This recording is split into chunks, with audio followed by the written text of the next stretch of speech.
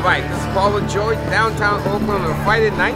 I understand this event takes place on the first Friday of every month. It's called the Art Walk.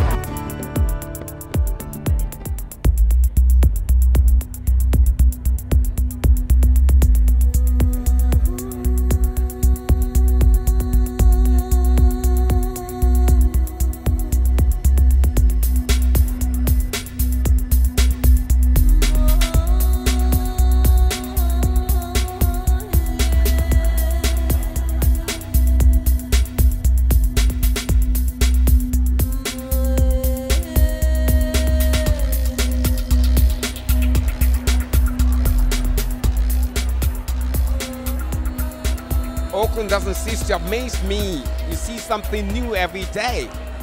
Now I discovered something new here. It's called the 25th Collective. All kinds of stuff that you see a lot of people, you know, of course, something amazing that they want to come and see. Here is another sweet supplies. Chocolate made right here in Oakland. I did not know that. And there's a lady that makes. Yes, I make it exclusively from Jamaican cocoa beans. I like it. Now we got hip-hop, you got many people dancing in the streets, and you got rock and roll, and then you got the art galleries, you got a whole bunch of them. I haven't seen half of them yet. I mean, you got food, you got everything. And it's amazing that I've lived here for, not in Oakland, but I've lived here in the Bay Area for 12 years, and this is my first time to come to a place like this. I did not know this. What's the best kept secret? I mean, I've been talking about that all along. Oakland is one of the best kept secrets in the Bay Area. I mean, this is a Friday night. In Fremont, for example, it's kind of boring. There's nothing to do right now. And then you come to Oakland, you know, you can make friends, new friends. If you want to dance at clubs and stuff like that. So now we're away from the crowd and all the noise. And we're behind here, behind the scenes, you know, the Renaissance of Oakland. I'm here with my friend, my new friend, Isaac. I want to talk to Isaac about this machine that's owned by his wife. Isaac, tell me, what is this machine? This is Mariah's new industrial knitting machine from Stoll headquarters in Germany, and it makes professional knitting items such as this sweater. That looks really gorgeous on you, and it's a cold day today, and I see that. How many people have been looking at you and saying, hey, you look nice? Everybody that passes by me says they love the sweater. What we're actually doing is basically show people that Oakland is one of the best places to invest in the Bay Area.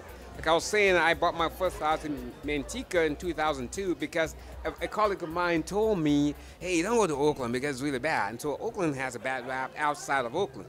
But Oaklanders really love the place. And so now I'm coming to Oakland like twice a week and I'm discovering all kinds of new things. I mean, you don't have this in Fremont. You know, absolutely. Not even in San Jose, you know. We bought our house in West Oakland at about maybe a third of the price, or probably less than we could have anywhere else in the Bay Area. That's amazing. We bought one on 44th Street for $137,000. We'll buy directly from the banks and develop. We're in a business, a company is called Community First Development Fund. So basically, we revitalize and stabilize neighborhoods. That's what we do. Okay, so every house that we get directly from the bank, what we're gonna do is basically fix it up and then sell it to first-time home buyers who are gonna live in the houses. And we're only 3.5% down, they can buy one of our houses. And everything is fixed up, everything is modernized, everything is brought to code. You know, that's what we do. And so what we're doing here, what I'm trying to do is basically to tell people, you know, Oakland is one of the best kept secrets in the Bay Area. So now me investing here, I'm getting high returns. For example, that property we bought for $137,000, spent about $55,000 on it. Okay, we sold it for $328,000. Very good return on money. That's a very good return investment. I hope that I get as good of a return investment on my business. What if I told you that I bought that house with none of my own money, not a single penny? Good job. Not a single penny. Because that's the story here. Okay, I have a book called It's Impossible to Be Poor in America. It's going to be released anytime soon. It's just being edited right now. You know, and I tell people, if you have an idea, you know, if you build, they'll come. So a property like that, my friend, a private money lender, lent me money, $137,000 plus the cost of rehab. Right. You know, I just give him 12%.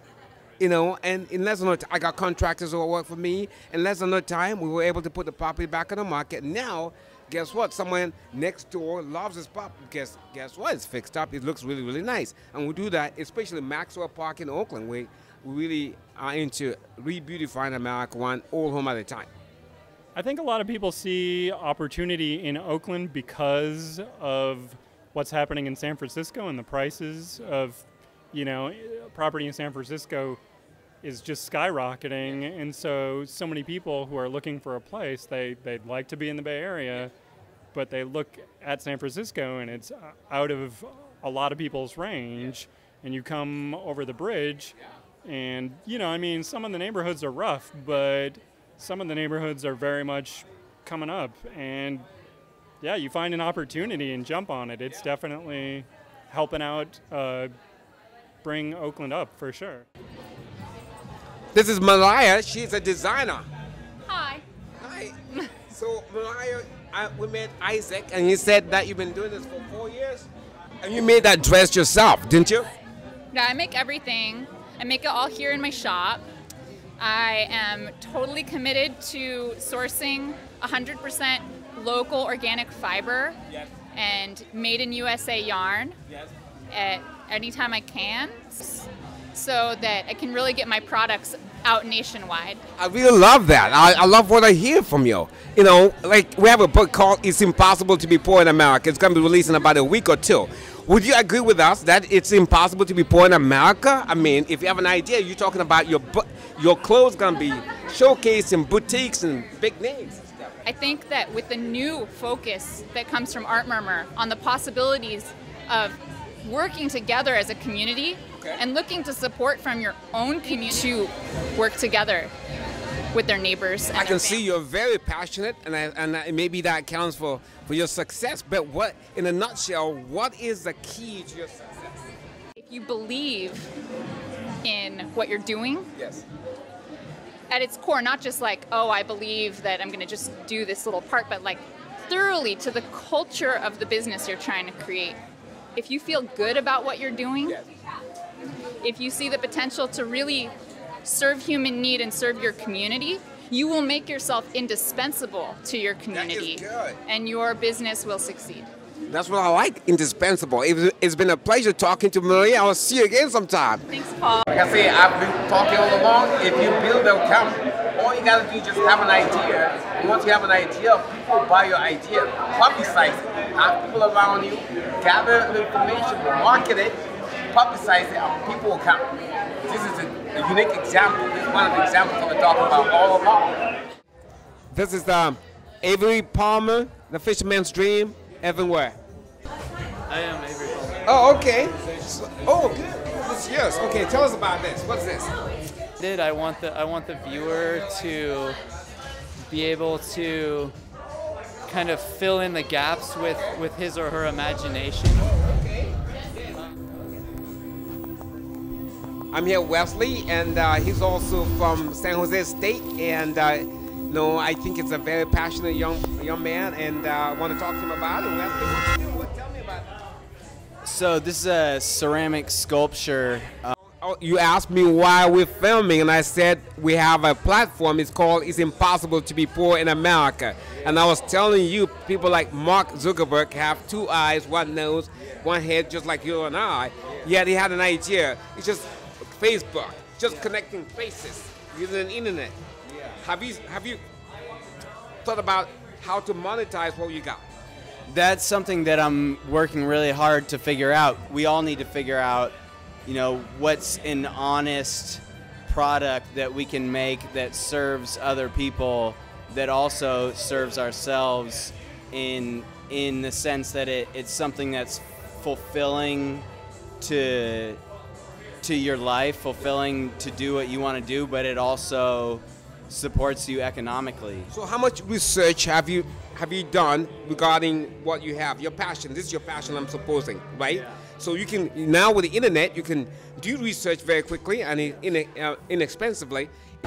Having a good product, having a good idea is not enough. You have to find out where you can You gotta, as Too Short said, you gotta get in where you fit in. Exactly. So you have spoken to your friends and other people, but have you ever spoken to people that have the money? Like Mark Zuckerberg, you know, the way he started, he approached Peter Thiel, and Peter Thiel invested in him. He approached LinkedIn.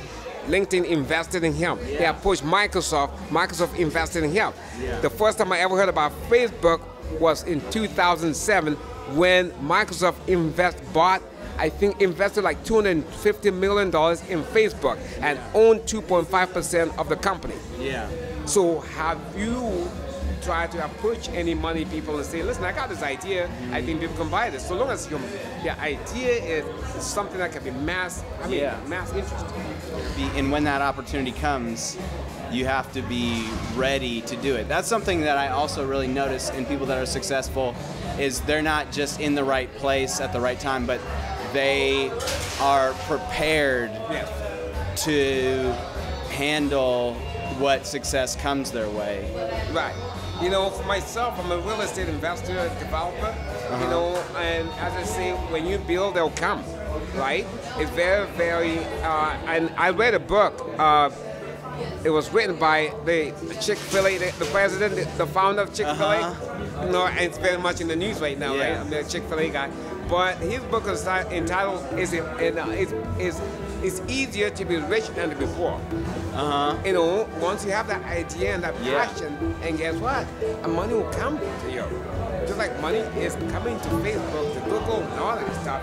You know, so, I mean, the book that we have is called Impossible to Be Poor in America. All you got to do is just have an idea, and I'll love to send you a copy of the book when it's out. There are so many smart, creative, proactive people. I think that 10 years ago, I was born in Africa. But I left Africa when I was 18 years old, went to England. From England, I went to Taiwan. I moved to California, you know, and I have an idea, and my idea is investing here in Oakland. Okay, and since I started investing in Oakland, like tomorrow, tomorrow I'm going to be in Lafayette. You know, I got some people meeting me over there. At 4 o'clock, I have some ladies coming to see some of my development here in Oakland. Money comes to you. All you got to do is have a product. Because what I do here in Oakland is buy properties, revitalize the neighborhoods in Oakland, make the neighborhoods look good. Any of my properties look really, really good. So the neighbors become my raving fans. So you don't have to be born with blue blood running through your veins. You don't have to. I agree. I don't think you have to be born with blue blood running through your vein. You don't have to be born into wealth, and you don't have to be born into a community with connections.